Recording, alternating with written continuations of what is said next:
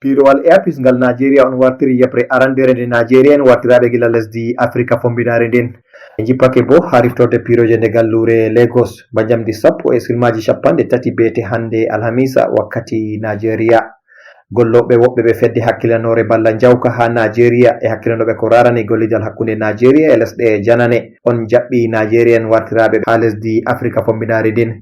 Gila aran laamu lesdi Nigeria famtini dow ba Nigerian ujunere woore joɗiɓe ha lesdi Africa fombinare din inɗe mun tongama dow ɓe ɗaɓɓiti dow ɓe gartire ha lesdi ndi'i.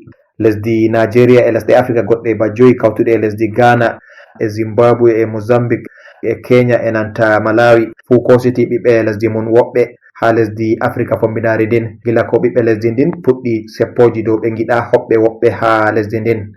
Geɓe goɗɗe nder Nigeria wartirteɓe ɓen ha lesdi Africa fombinare din tamman wartirego amma hewtugo wakkati mi hawtata jantore nde ɓe pamtinayi tawan kala yebre fu limgal noye marata nden bo wakkati ummago maɓɓe e ko nandi e non. Ya'u Siwto Gembu, Abuja, RFI.